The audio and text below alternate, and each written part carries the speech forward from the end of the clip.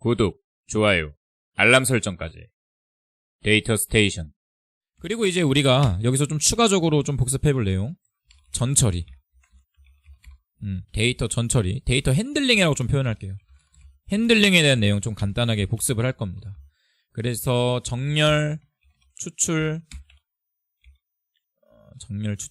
필터, 요약, 그리고 저장하는 방법들, 뭐 이런 간단한 것들, 결측 처리, 날짜 처리, 여기에 대해서 간단하게 리뷰를 해보고 그 다음에 이제 우리 머신러닝 단계로 넘어가서 이걸 해보면서 같이 하죠. 해보면서 같이 이렇게 좀 수행을 해보도록 하겠습니다. 자, 정렬 같은 경우에는 이런 식으로 보통 씁니다. df1에 sort values라는 함수를 써가지고 내가 정렬하고 싶은 컬럼 이름을 써서 정렬을 해줘요. 그러니까 예를 들어서 지금 이 정지 시간을 우리가 좀 중점적으로 보고 있죠. 그 오류가 조치될 때까지 가장 오래 걸린 오류가 뭐였을까? 이런 것들 이제 좀 확인해 볼 수 있겠죠. 그렇죠? 우리가 오류를 이렇게 조치를 하는 데 있어서 가장 오류 조치가 오래 걸린 에러가 어떤 에러였을까? 그 에러의 작업자는 어떤 작업자였고 어떤 상황이었을까? 이런 것들을 확인할 때. 그렇죠?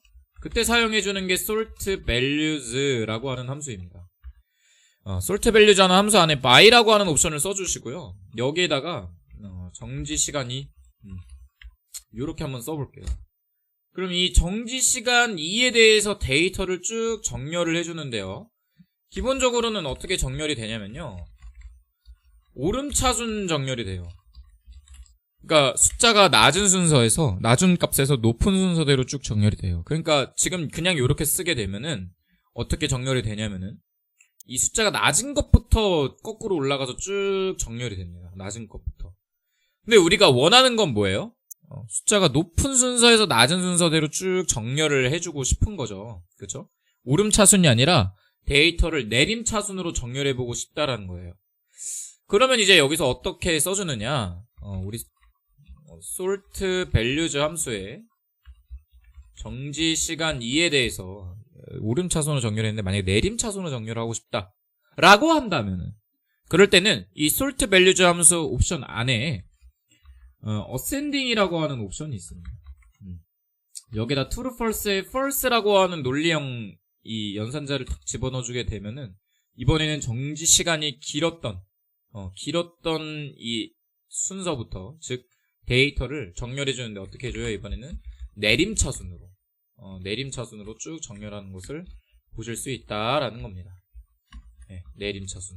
그래서 여기 ascending이라는 게 뭐예요? ascending 자체가 오름차순의 의미를 가지고 있죠. 그 ascending이 true, false에 false 아니다. 아니기 때문에 내림차순으로 정렬이 된 겁니다. 그럼 위에 있는 얘는 뭐예요? 기본적으로 디폴트, 이 ascending의 디폴트 값이 true로 잡혀져 있는 거예요. 네, 우리가 작성하지 않아도 ascending equal true라고 하는 값이 여기 숨겨져 있는 거예요. 근데 내가 이거를 꺼내서 false라고 하는 옵션으로 바꿔주게 되면은 오름차순 정렬에서 내림차순 정렬로 데이터의 정렬 기법을 바꿔줄 수가 있습니다. 그래서 이렇게 true, false 형태로 ascending 함수를 써주게 되면 내가 오름차순으로 쓸 건지 내림차순으로 쓸 건지를 정해줄 수 있어요. 데이터 정렬. 간단하죠? 여기 주의해야 될 거 하나 알려드리겠습니다. 여기 있는 이 true, false 있죠? 이 true, false에 여기 있는 이 ft 요게 대문자로 쓰셔야 됩니다. 대문자. 대소문자를 구분하셔야 돼요. 그래서 이게 좀 헷갈릴 수 있는데 true, false의 f가 대문자로 쓰시면 되고요. 또 보면은 여기 지금 정지시간 다음에 by 다음에 ascending 구문을 쓸 때 여기 사이를 지금 다 온점으로 이렇게 찍으셨어요. 여기를 콤마로 바꿔주시면 돼요.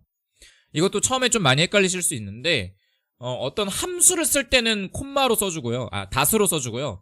함수 안에 어떤 기능들을 구분지어줄 때, 데이터를 구분지어줄 때는 콤마로 써주시면 됩니다. 네, 그래서 제가 볼 땐 여기를 콤마 그리고 여기를 대문자로 바꿔주시면 작동이 잘 될 거예요. 우리가 이렇게 그냥 오름차순, 내림차순으로 정렬만 할 거냐, 정렬해서 내가 만약에 상위 100개 데이터만 뽑아서 먼저 확인을 해보고 싶다 이럴 수도 있겠죠. 그쵸? 데이터를 이렇게 정렬을 해줄 수도 있지만 또 정렬과 동시에 어떤 것도 해줄 수 있냐면 추출이라고 하는 작업도 해줄 수가 있어요. 추출은 두 가지 형태로 추출이 가능합니다. 행 단위로 데이터를 먼저 추출을 해줄 수가 있고요. 또는 열 단위로 추출을 해줄 수가 있어요. 만약에 지금 이 데이터를 정렬해가지고 이 정렬된 데이터를 상위 100개 데이터를 뽑고 싶다. 행 단위로 데이터를 추출하고 싶다라고 하면은 주로 사용하는 함수가 어떤 함수가 있냐면은 df1의 인덱스 로케이션의 약자인 iROC라고 하는 함수를 써주게 됩니다. 이 함수는 좀 독특한 게 이 함수는 다른 함수들이랑은 다르게 뒤에 이제 대괄호를 이용해서 데이터를 표현을 해줘요. 그러니까 무슨 소리냐? 자, 이렇게 써보겠습니다. 데이터를 추출해주는데 행 단위로 추출을 해보고 싶은 거예요. 근데 iROC라고 하는 요 행 단위로 그러니까 행 단위로 추출해주고 싶은 건데 무슨 소리냐면은 만약에 상위 뭐 100개 데이터 아니면 중간에 뭐 500번째에서 1000번째 데이터를 내가 한번 추출해보고 싶다라고 한다면은 요렇게 써줄 수 있다는 거예요. 다 써주시고 iROC라고 하는 요 함수를 이렇게 써주신 다음에 여기다가 0부터 0.100 이렇게 써보겠습니다. 그럼 요렇게 쓰면은 어떻게 되는 거냐면은 이 인덱스가 0번째부터 100번째 전까지 99번째까지의 100개 데이터를 이렇게 쭉 추출해주는 것을 보실 수가 있어요. 그리고 여기는 이제 독특하게 대괄호를 이용을 해가지고 요 iROC라고 하는 함수를 써줄 수가 있습니다. 이 iROC라고 하는 함수는 인덱스 로케이션의 약자예요. 인덱스, 즉 데이터의 순서의 로케이션, 위치를 찾는다 라는 뜻으로 iROC라는 이름을 붙였습니다. 요렇게 추출을 해줄 수 있어요. 그래서 요렇게 해주면은 0번째부터 100번째 전까지, 즉 99번째까지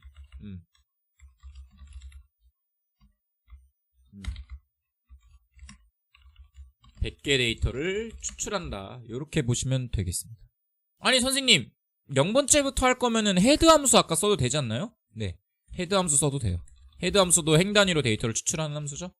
이렇게 쓰면은 요 결과랑 요 결과랑 똑같습니다. 얘도 0번째부터 100번째까지 99개의 데이터 100개의 데이터를 추출하는 거다. 요렇게 보시면 되겠어요. 중간의 번호를 확인하고 싶다라고 하면은 아래서부터 또 해줄 수 있겠죠. 슬라이싱이랑 차이가 있나요? 네, 차이가 있습니다. 그러니까 슬라이싱이라고 하는 거는 말 그대로 이제 이게 이 행 단위로 데이터를 추출하는 함수가 여러 가지가 있어요.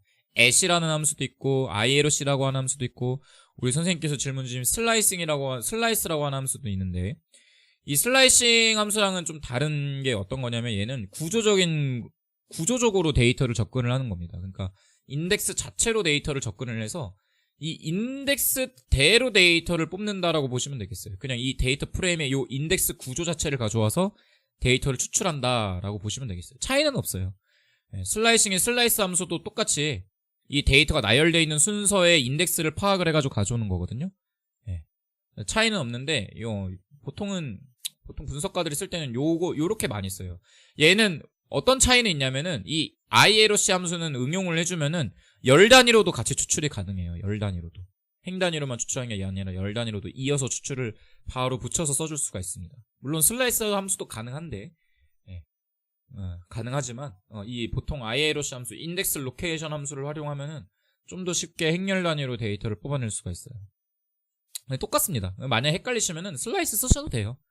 열 단위로도 추출할 수 있어요. 만약에 지금 이 데이터에서 df1 데이터에서 내가 메시지랑 정지시간이랑 작업자랑 작업 구분 4가지 항목만 뽑아보고 싶다. 즉 데이터를 추출하는 과정에서 이번에는 열 단위로 데이터를 추출하고 싶다라고 하면은 간단합니다. 이거는 뭐 함수 안 써주고 그냥 뒤에 대괄호를 2개만 붙여 써주셔가지고 요렇게 메시지 시간 2 작업 구분 작업자 이렇게 써주면은 내가 원하는 항목만 추출을 해줄 수가 있습니다.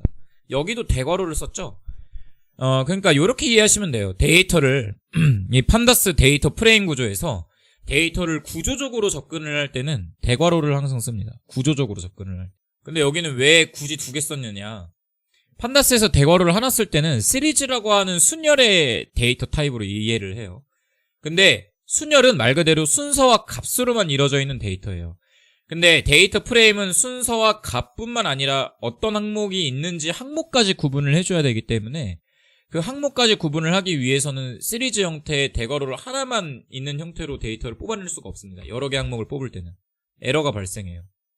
그래서 대괄호를 2개를 붙여줘가지고 얘를 데이터 프레임 형태로 데이터를 추출을 해줄 수가 있어요.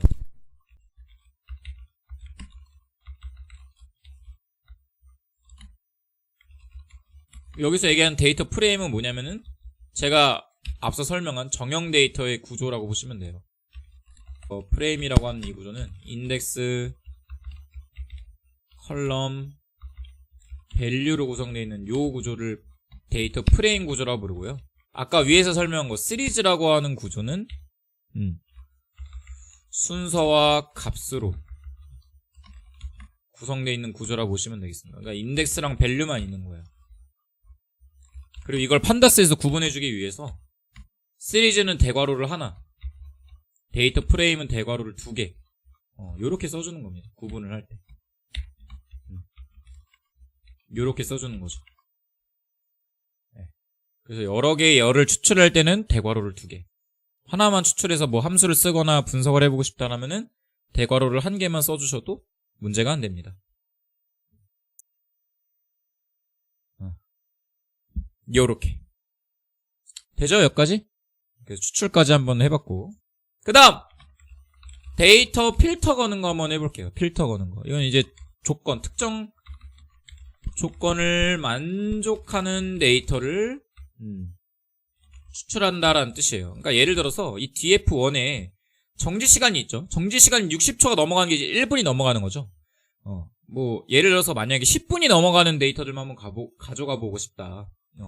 이 정지시간에서 정지시간 2에서 1분 이상인 데이터, 즉 600초 이상인 데이터, 10분이죠. 600초면 10분이니까 600초 이상인 데이터만 내가 한번 확인해보고 싶다라고 한다면, 그 데이터들만 뽑아와가지고 내가 보고 싶다라고 한다면은 우리가 조건 같은 걸 걸어서 데이터를 추출을 해줘야 될 겁니다. 그때 어떻게 하느냐? 뭐 이것도 다양한 방법이 있지만 보통 저 같은 경우에는 이렇게 해요. 실제 실무자들도 많이 이렇게 하고, 일단 조건을 먼저 걸어줘요. 내가 걸고 싶은 조건을 걸어주고 이 조건을 하나의 변수로 이렇게 선언을 합니다. 뭐 컨디션의 약자 cond1이라고 쓸게요.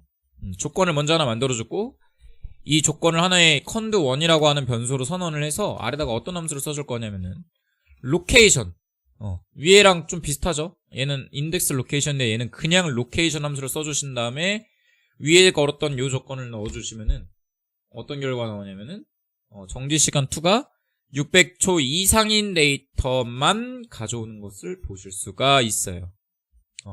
요렇게 데이터를, 내가 원하는 조건에 맞는 데이터를 추출을 해올 수가 있습니다. 필터예요, 필터. 요렇게 LOC라고 하는 함수를 보통 사용을 합니다. LOC. 로케이션의 약자고요. 물론 다른 함수들도 있어요. 그냥 로케이션 안 쓰고 써도 되고 뭐 상관은 없지만 주로 이 함수를 많이 활용합니다. 이유가 있어요. 이거 나중에 파생 변수 같은 거 만들 때 이 함수 활용하면 굉장히 쉽고 빠르게 데이터를 처리를 해서 파생 변수 같은 걸 만들 수 있기 때문에 이 함수를 보통 많이 사용을 합니다. 근데 만약에 내가 이번에는 정지시간 600초 이상이면서 600초 이상이면서 작업 구분이 야간인 사람들만 한번 뽑고 싶어. 조건을 2개를 걸고 싶은데 두 조건을 모두 만족하는 데이터만 추출 한번 해보고 싶은 거예요. 그러면 어떻게 써줄 수 있느냐? 우리 일단 첫 번째 조건, 정지시간 600초 이상인 데이터만 먼저 조건으로 걸어볼게요. 위에 있는 거 복사해오면 되죠? 근데 여기서 내가 한 단계 더 나가서 이번에는 작업 구분이 야간인 사람들, 그러니까 즉 정지시간이 600초 이상이면서 야간에 작업된 데이터들만 한번 확인을 해보고 싶은 거예요. 그럼 지금 쓰시는 거, 지금 보시는 바와 같이 이렇게 조건을 2개를 이렇게 써주시고, 이 두 조건을 어떻게 써주시면 되느냐? LOC 함수 안에다가 첫 번째 조건을 쓴 다음에 우리 숫자 7키 위에 있는 AND 기호 있죠? 요 AND 기호를 써서 두 번째 조건까지 이렇게 써주면은 이 두 조건을 모두 만족하는 데이터만 추출해서 가지고 오는 것을 보실 수가 있습니다. 두 조건을 모두 만족하는 데이터를 요렇게 추출해 줄 수 있어요. AND 기호를 통해서. 그래서 여기서의 포인트는 두 조건을 둘 다 만족하는 거예요. 둘 다. 모두. AND 조건 형태로 요렇게 데이터를 추출해 줄 수도 있습니다. 요렇게. 두 조건을 모두 만족하는 데이터를 요렇게 가져올 수가 있어요. 그럼 이번에 또 우리 뭘 해볼 수 있어요? 두 조건 중에 하나라도 만족되면 데이터를 다 가져와 보자. 이번엔 요거 써보겠습니다. 두 조건 중 하나라도 만족하면 데이터를 추출을 한번 해보자. 그러니까 예를 들면 이거예요. 정지시간이 600초 이상이거나 또는 정지시간이 600초이건 말건 상관없이 600초이건 말건 상관없이 초기화 에러가 발생한 데이터를 내가 뽑고 싶다. 이렇게 하고 싶은 거예요. 방금 말씀드렸다시피 정지시간으로 해야겠네요. 정지시간이 600초 이상이거나 600초를 넘어가는 데이터들이거나 아니면은 600초 넘어가든 말든 상관없이 이 데이터들은 다 보고 싶은 거야. 어떤 거? 메시지에서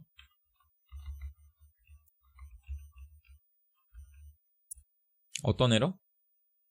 초기화 에러에 해당하는 데이터를 모두 보고 싶은 거예요. 모두. 쇽 요렇게. 그럼 어떻게 써주면 되느냐? df1에 똑같아요. LOC 함수 써주신 다음에 위에 있는 조건 그대로 넣어주시면 되는데 여기서는 여러분들 키보드에 엔터키 있죠? 엔터키 바로 위에 원 표시 이렇게 있을 거예요. 걔를 Shift 누르고 써주시면 이렇게 긴 막대기가 하나 짠하고 나옵니다. 이걸 역슬래시라고 부르거든요. 엔터키 바로 위에 있어요. 그 역슬래시를 Shift 키 눌러서 써주신 다음에 두 조건을 입력을 해주면 정지시간 2죠?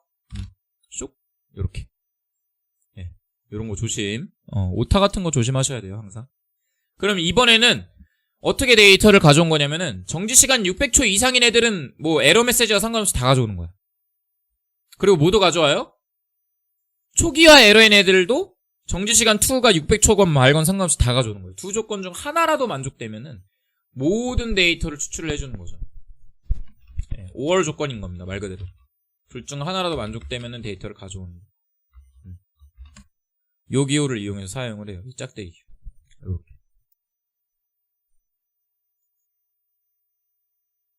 이렇게. 필터 건너법 되시죠? 그래서 첫 번째 조건을 만족하거나 두 번째 조건, 두 조건을 둘 다 만족하거나 둘 중 하나만 만족해도 가져온다. 라고 했을 때 요런 식으로 필터를 걸어가지고 내가 원하는 데이터를 그냥 추출을 해줄 수가 있습니다. 그럼 세 번째, 요약.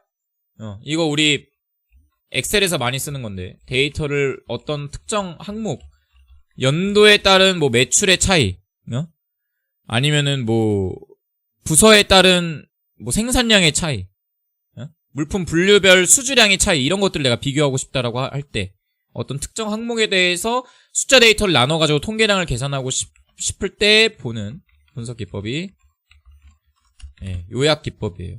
이때 사용하는 함수가 피벗 테이블이라고 하는 함수를 많이 사용합니다. 선생님 그룹바이나 피벗은 많이 안 쓰나요? 걔네들을 발전시킨 형태가 요 함수예요. 초기에는 그룹바이를 썼다가 그거를 좀 더 정형 데이터에 맞게 업그레이드 시킨 애가 피벗이라고 하는 함수고요. 걔를 이제 좀 약간 사람들이 손쉽게 쓸 수 있도록 완성한 형태가 피벗 테이블이라고 하는 함수라고 기억을 하시면 돼요. 그러니까 무슨 소리냐? 예를 들어 이런 거죠. df1에 지금 에러 메시지가 이렇게 쭉 있잖아요. 그럼 내가 이번엔 이런 걸 알고 싶은 거예요. 이 메시지에 따라서 각각의 메시지에 따라서 정지시간의 평균이 어떻게 될까? 어떤 에러가 가장 조치가 빠를까? 평균적으로 조치가 느릴까? 이런 걸 한번 확인을 해보고 싶은 거예요. 그럴 때 이제 이 함수를 써주게 되면은 우리가 손쉽게 특정 항목에 따라서 내가 계산하고 싶은 값을 확인해 볼 수 있다.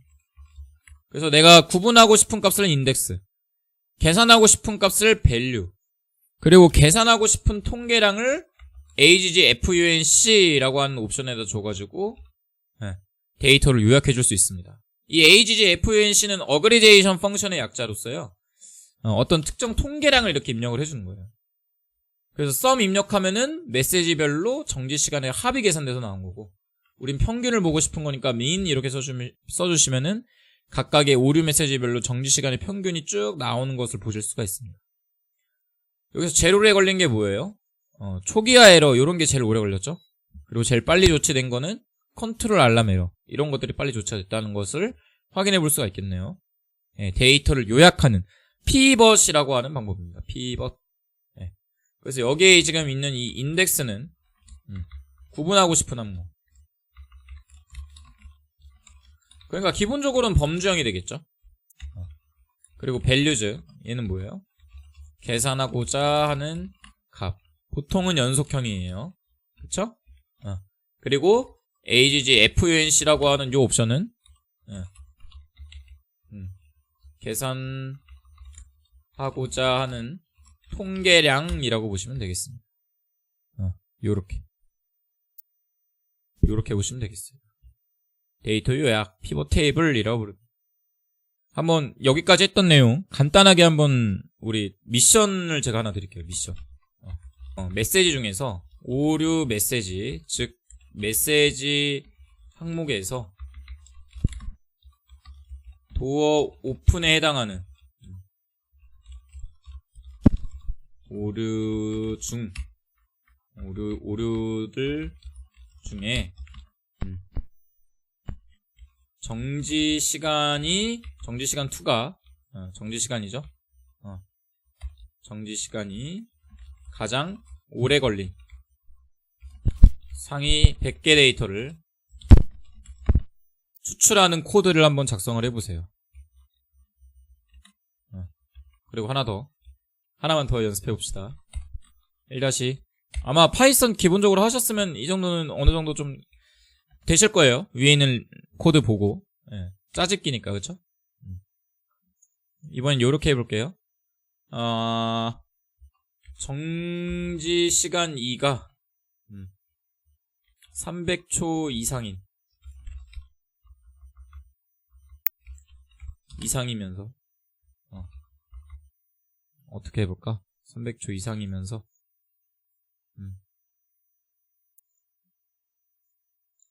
데이터를 한번 볼까요?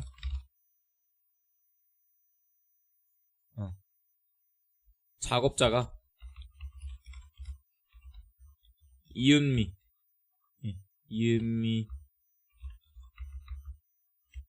인 데이터를 추출해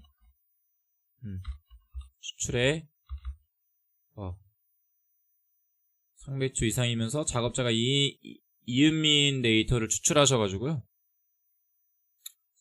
요렇게 합시다. 정지시간 2의 요약 통계량을 확인해보세요. 이거 2개 한번 해볼까요? 같이 한번 해볼까요? 자, 미션 1부터 해봅시다. 이거 막상 하려니까 좀 탁 막히는 게 좀 없지 않아 있죠? 그쵸? 같이 한번 해보자.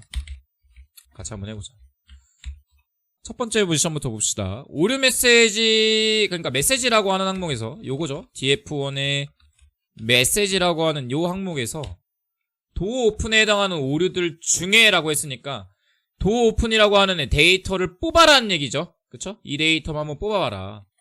어떻게 하면 돼요? 그냥 일단 요렇게 조건을 먼저 걸어주고, 그럼 이 조건에 맞는 데이터는 true, 아닌 데이터는 false로 찍히죠?